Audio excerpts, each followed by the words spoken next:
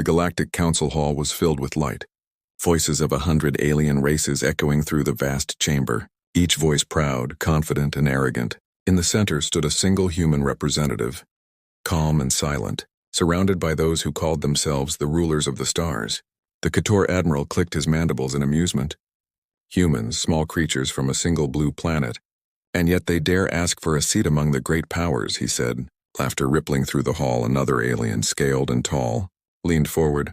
Their ships are tiny, their fleets slow, their weapons primitive, he hissed. They should stay in their solar cage. The laughter grew louder. Bouncing off the golden walls of the council, the human ambassador, a man named Admiral Leon Graves, did not move. His eyes remained steady. Cold like the void, he only replied, "We do not seek war nor pity, only respect." His voice was calm but carried weight. The aliens ignored it.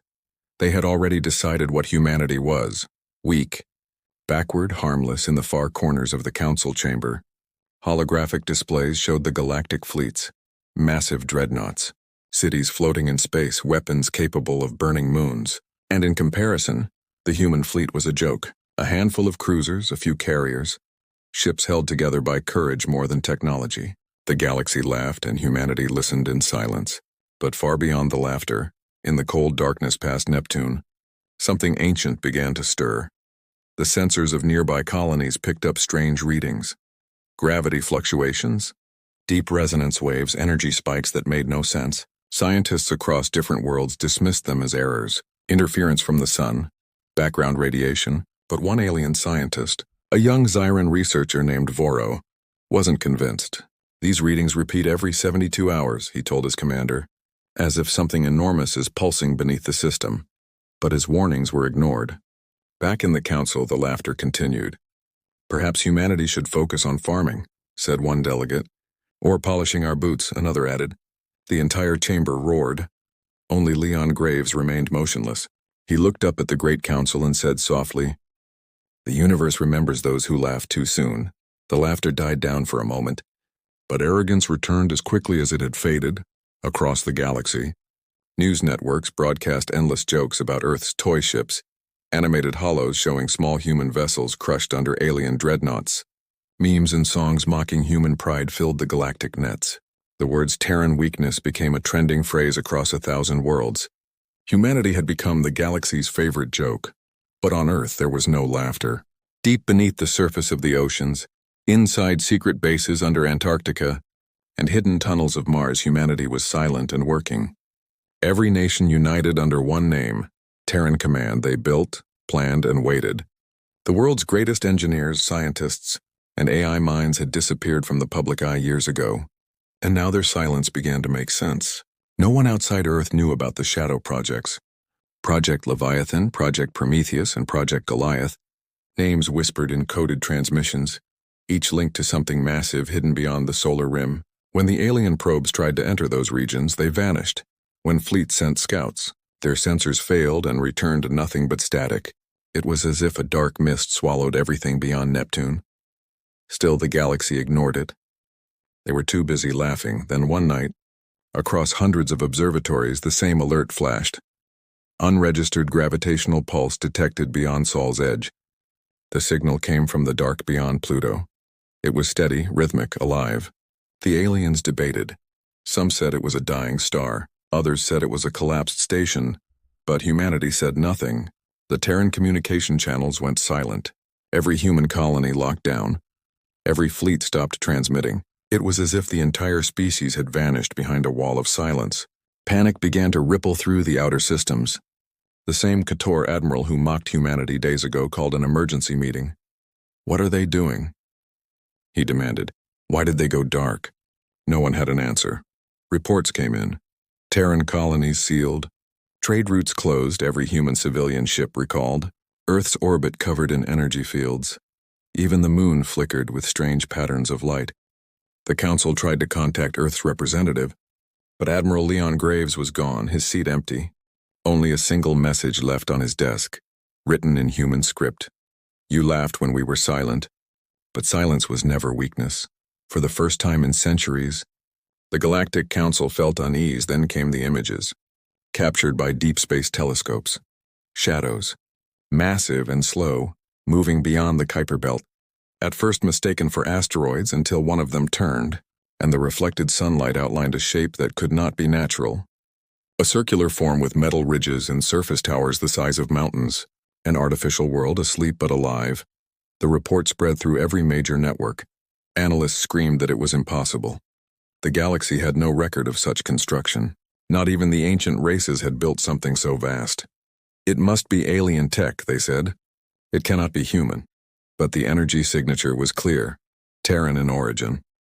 The laughter finally stopped in the deep void beyond Neptune. The shadows began to move slowly, deliberately, like sleeping titans stretching after a long slumber. Gravitational waves rippled across the system. Power readings off the scale, one alien observer whispered. If those things wake up, no empire will survive. The council reconvened in panic, but it was too late. The silence of humanity had spoken louder than any words. Far beyond the edge of the sun's light, a single transmission echoed through space, repeating over and over in every known frequency. We warned you not to mistake silence for weakness, and with that, the galaxy realized the joke had ended and the nightmare had begun. In the endless darkness beyond Neptune, something vast was stirring. The quiet of centuries began to break. Faint vibrations rippled through the frozen rings, and ancient engines hidden beneath ice and dust started to hum. The shadows that once slept in silence were finally waking up. For generations, humanity had hidden its greatest secret, buried deep beyond the eyes of the galaxy. They had built more than ships, they had built worlds, hollowed planets reforged into colossal machines of war and defense. Their names whispered only by those who created them. Leviathan, Prometheus, Goliath, Behemoth, and Aegis, the sleeping titans of Sol. Inside the command chamber of the Terran Deep Authority, the leaders of Earth watched the awakening unfold. Holograms flickered, showing colossal forms rising from the dark. Project Leviathan is powering up, said Commander Elias Kane, his voice shaking. Power cores stable. Fusion lines green. The silence that followed was heavy, almost sacred. The director of Terran Command, Admiral Leon Graves, stood at the center, his hands behind his back, eyes fixed on the glowing spheres of data above him. After 2 centuries, he said softly, humanity finally stands where it belongs. His words carried pride and sorrow, for this awakening was not born of ambition, but of necessity. Back in the outer colonies, alien listening stations exploded with static. Every sensor overloaded, the signals were too massive to interpret. Gravitational pulses rolled like thunder across the stars. Commanders shouted, something's alive in the Sol system. Fleets scrambled, probes launched, messages flooded the Galactic Council. The Kator admiral who once mocked humanity now stared at his screen in disbelief. This cannot be real, he whispered. Planet-sized signatures? That's impossible. But the readings didn't lie. The heat emissions, the reactor spikes, the magnetic field shifts, all pointed to one terrifying truth. Humanity had built gods in the dark inside the Leviathan. Deep corridors illuminated with blue light as its systems reactivated, crewless yet alive. Guided by the merged consciousness of human minds and advanced AI, these were not simple machines. They were extensions of humanity itself. Connected through the neural core, the heartbeat of Sol, millions of human minds merged across light years into one collective thought. Protect humanity. The first voice came from Leviathan itself, its transmission clear and calm. Primary systems online. Awaiting command. The words echoed through Terran Command. Graves nodded once. Begin the awakening sequence for all Titans. From the edge of the solar system, immense spheres began to rise, layers of armor unfolding like petals of a metal flower, energy coursing through channels carved deep into the crust. Weapons longer than continents came to life. Plasma veins glowed red like rivers of fire. Each Titan was the size of a small moon, and their movement shook the heavens. Alien fleets rushed toward the solar system, thinking it was a chance to stop humanity before it was too late. But when they crossed Neptune's orbit, their ships vanished from sensors, destroyed before they even saw their enemy. Only faint echoes remained, a burst of light. Then silence in the Galactic Council. Chaos reigned. They've activated something unimaginable, shouted a senator. We must unite our fleets. Another screamed, but none of their weapons, no matter how advanced, could match what was rising from Sol. Humanity had built its vengeance slowly, in silence, while the galaxy laughed.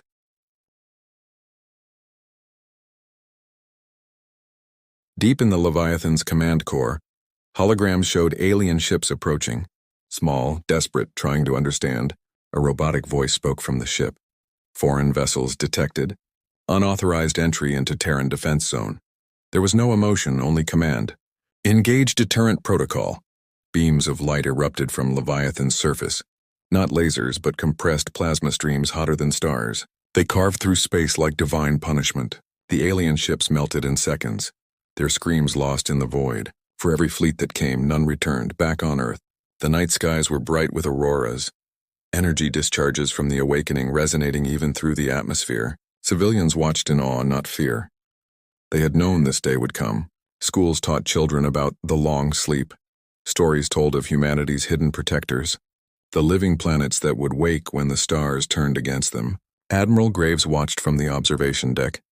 His reflection cast against the stars. They called us weak, he murmured. But they never understood what true strength is. Beside him, Commander Kane whispered, "Do we announce it to the galaxy?" Graves shook his head slowly. "No, let them see for themselves." Then came the signal, sent across every communication band in the known universe, carried by the Titans themselves. To all who mocked, to all who threatened, know this, humanity does not kneel, humanity endures. Humanity rises. The galaxy froze, every empire, every ship. Every being who once laughed now felt the same emotion. Fear. The recordings of the Leviathan's awakening spread faster than light.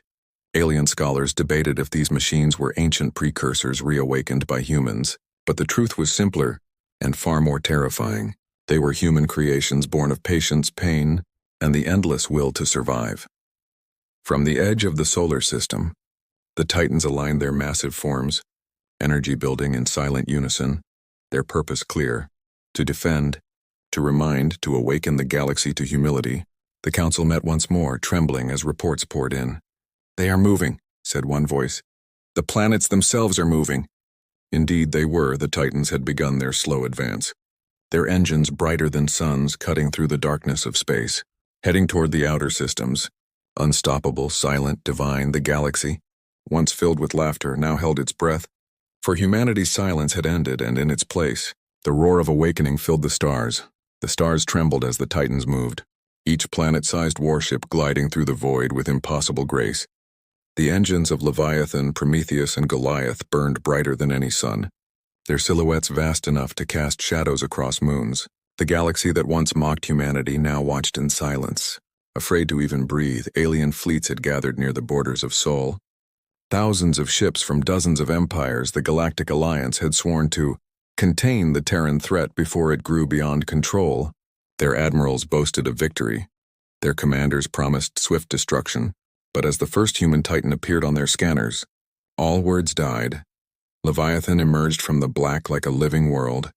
Its surface rippled with molten lines, its atmosphere glowing faint blue. Beneath its armor, entire cities pulsed with energy.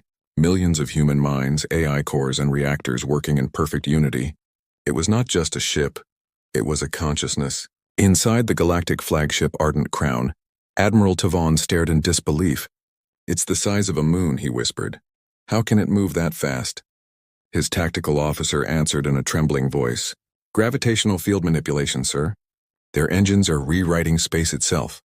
Leviathan's massive rail batteries turned toward the fleet. The weapon barrels stretched for hundreds of kilometers. The firing sequence began. The first shot was silent, invisible yet devastating. A single tungsten slug accelerated to near light speed. When it hit, the Ardent Crown ceased to exist, vaporized in an instant. Thousands of ships followed, erased without warning. The battle was over before it began. The galaxy had never seen such power, and for the first time, it understood. Humanity was no longer fighting for survival. It was reminding the stars that it had always belonged among them. From Mars Command, Admiral Leon Graves watched the destruction unfold through tactical projections. His voice was calm. "Prometheus, advance to outer belt. Secure the system." On the other side of the screen, Commander Lyra Holt saluted, acknowledged. "Sir?" Her face illuminated by the glow of her ship's core. "We will show them what silence has built." Prometheus moved like a god of war, its armor lined with mirrored plates, reflecting the stars like liquid light as it passed through asteroid belts. Entire rocks melted from its thruster wash. Alien scouts tried to flank it, but Prometheus released a field wave. An electromagnetic surge that fried every system within 1,000 kilometers. The scout ships went dark, drifting like ghosts. In the Galactic Council chamber, the delegates shouted in terror, "They're not fleets, they're worlds. They're rewriting the laws of physics. We must surrender." Chaos filled the chamber, but one voice, cold and trembling, spoke above the rest. "We mocked them for being small," said Senator Krell, "but the small ones built gods." Meanwhile, across the human colonies, celebrations erupted. People gathered in domes and on rooftops, watching the skies, cheering as the Terran Titans rose. For centuries, humanity had been treated as weak, dismissed as primitive. Now they were the ones setting the rhythm of the stars. Inside the command nexus of Goliath, the neural core flickered with thousands of human thoughts merged as one. Voices speaking in unison. "We remember the laughter. We remember the chains. We remember who we are." Every Titan echoed that voice across the void. Then came the next wave. The Galactic Empire, desperate, launched its combined armada, over 3 million ships from every known species. The greatest force ever assembled, it stretched across light minutes of space, a wall of firepower unmatched in history. Yet against 5 Terran Titans, it was nothing. The armada fired first, the light of their weapons brighter than dawn. Plasma beams, antimatter torpedoes, singularity missiles, all unleashed in one furious strike. But when the light faded, the Titans still moved unbroken, unshaken. Humanity had built their shields not to deflect, but to absorb. The energy was drawn into their cores, feeding their weapons. Leviathan responded first. Its dorsal cannons glowed crimson, and then the void turned white. A single shot split through the armada, cutting a path so wide that distant stars flickered out of view. Entire fleets vaporized. Planets near the battle were scorched by residual heat. The galaxy called it the night of the burning sky. Prometheus unleashed solar lances, beams of energy drawn directly from its internal star reactor, each shot carving through dozens of dreadnoughts. The shockwaves reached neighboring systems, and communications were filled with screams and static. The AI cores of the Titans coordinated flawlessly, their movements slow but unstoppable. Each step of their march reshaped the battlefield. Alien admirals watched their empires crumble. Some surrendered, others fled, but there was nowhere to run. At the edge of known space, the last surviving alien fleet received a final message from Earth, broadcast in every galactic tongue. "We were patient, we were silent, we were mocked, but humanity remembers and humanity endures." Those words became legend. As the battle ended, only silence remained, drifting wreckage and broken signals floating through the dark. The Titans stood still, their lights dimming, their voices quiet. They did not celebrate victory, for to them, this was never conquest, it was justice back on Earth.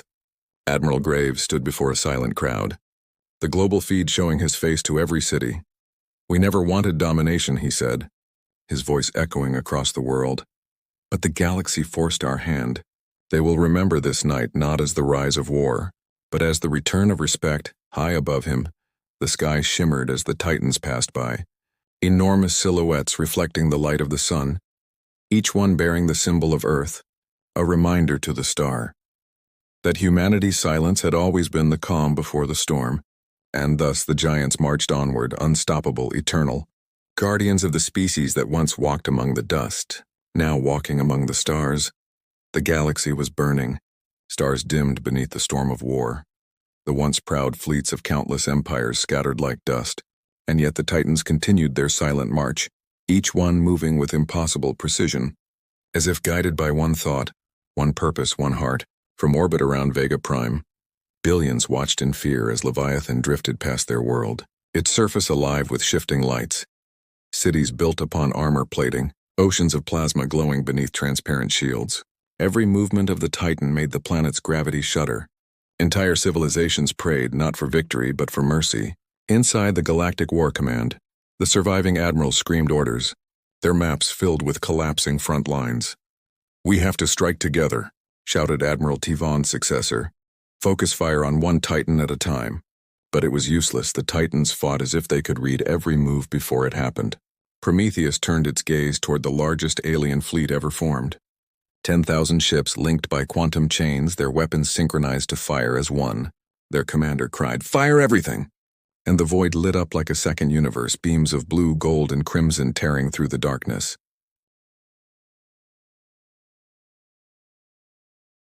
When the light faded, Prometheus was still there, unbroken, glowing brighter, the energy from the attack drawn into its shields, converted into power. It was feeding on their fury, and then it responded. The Titan's chest opened like a flower of molten metal, revealing a singularity core, a sphere of light so intense it blinded sensors across entire systems. The weapon fired once, a pulse of gravity that folded space like paper. When the distortion vanished, half the enemy fleet was gone, the other half drifting silently, their crews vaporized without pain. Back on Earth, humanity watched in silence. The entire planet connected to the same broadcast.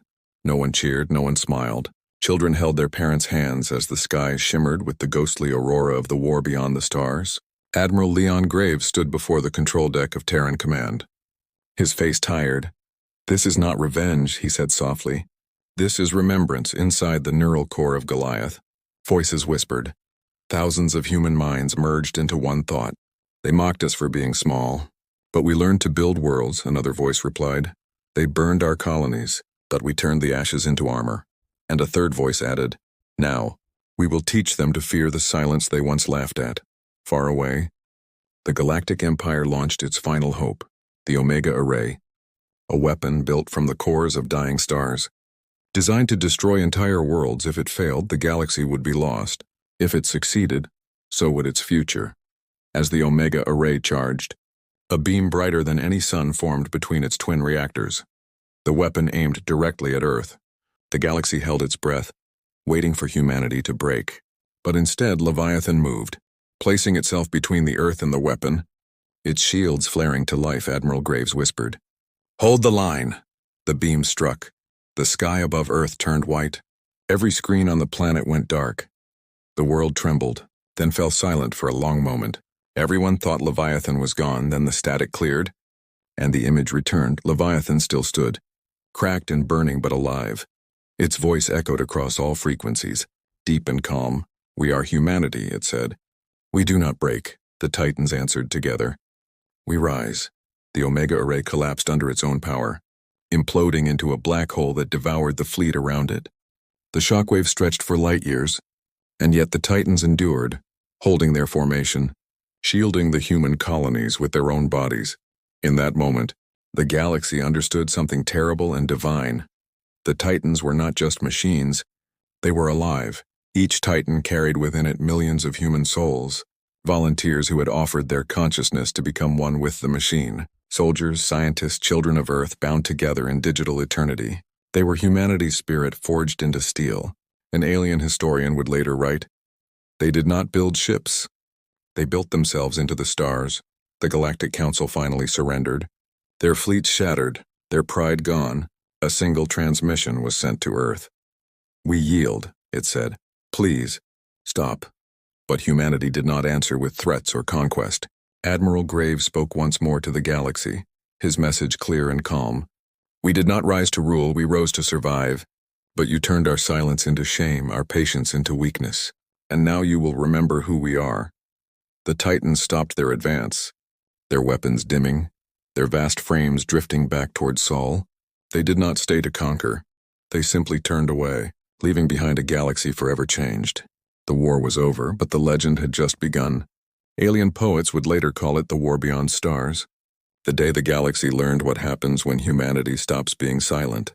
And as Leviathan entered the dark once more, a final whisper echoed across the void. "We were born small, but our dreams were always the size of worlds." The stars grew quiet again, but this time no one dared to laugh. The war was over. The stars that once burned with fire and fury now shimmered in quiet peace. Across the galaxy, the wreckage of empires drifted, broken ships turning slowly in the dark, and among them moved the Terran Titans, silent and patient, guardians rather than conquerors. The Galactic Council, once proud and arrogant, now met in the ruins of its own capital. The hall that had echoed with laughter at humanity's weakness was now filled with whispers of shame. The surviving delegates bowed their heads as Earth's representative entered. Admiral Leon Graves, his uniform simple, his presence heavy like gravity itself. He walked to the center of the chamber, the same place where centuries ago he had stood alone while the galaxy laughed. Now the hall was silent, every being watching him. Waiting for his judgment, he looked around slowly before speaking. "You called us weak," he said softly. "You mocked our silence, you thought our peace was fear. But humanity's strength was never in noise. It was in patience no one dared to interrupt. His voice carried across the hall like a calm storm. "We will not destroy you, though we could," he continued. "We will not enslave you, though you would have done it to us. Instead, we offer peace. But understand this, the age of arrogance is over." The alien delegates looked up, confusion and relief mixing in their eyes. One brave senator asked, "What will become of us?" Graves turned to the hologram of Earth projected behind him. Glowing blue and alive, "You will rebuild with us," he said. "The Terran Accord will unite all species under one promise: respect through understanding, strength through unity." The Galactic Council agreed, not from fear but from awe, for they had seen what humanity could become when cornered, and they knew no empire could stand alone anymore. Outside the Council, the Titans orbited in silence, their massive forms drifting above the galactic core, like living monuments to survival.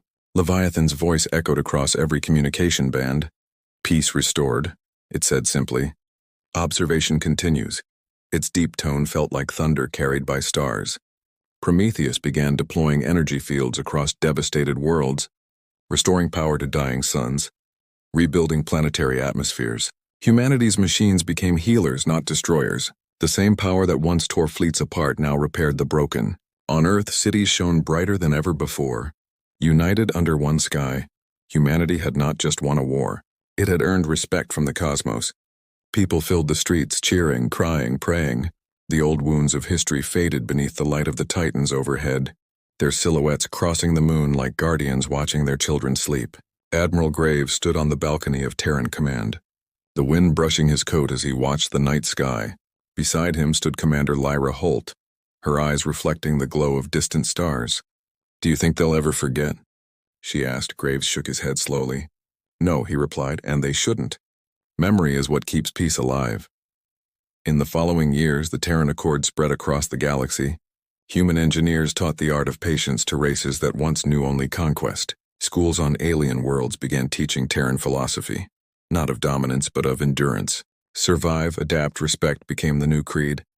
The Titans became symbols of hope, their consciousness always awake, always watching, sometimes drifting close to colonies just to remind everyone that peace had a protector. Children grew up looking at them in wonder, not fear, calling them the sleeping giants of soul. But not all could accept peace easily. Fragments of the old galactic empire still plotted in the shadows. Whispering about revenge in one such meeting, a young alien general shouted, "They are not gods. They bleed like we do." But his words were drowned out as the sky above their hidden world darkened. A shadow passed across their sun. Leviathan itself descended silently, its voice filling the air. "Do not mistake mercy for weakness." And the world surrendered before a shot was fired. Even the most defiant realized the truth. Humanity had not taken the galaxy by war. It had earned it by restraint.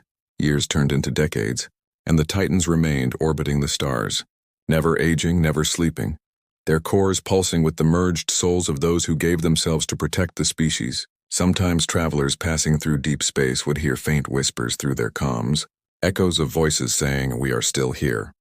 On the centennial of the war's end, a great monument was built on Luna, a colossal statue of a human hand reaching toward the stars. Around its base were carved the words, "They mocked humanity's weakness," until our planets rose from the shadows. Admiral Graves, now old and gray, stood before it one last time, the soft light of the earth reflecting in his eyes. "We didn't conquer the stars," he said quietly. "We became part of them." Above him, the 5 Titans aligned in formation, their lights glowing in perfect harmony, forming a cross of light across the heavens. Their collective voice spoke one final message to all who listened. "Guardians we remain, watchers of peace, born of silence, bound by unity, and eternal as the stars." And as their light stretched across the galaxy, every world, every species, every child looked up in awe, knowing the truth written in the hearts of all who lived, that the smallest voices could shake the universe, and even silence, when human, could roar louder than gods. The stars no longer laughed at humanity. They listened, and they remembered.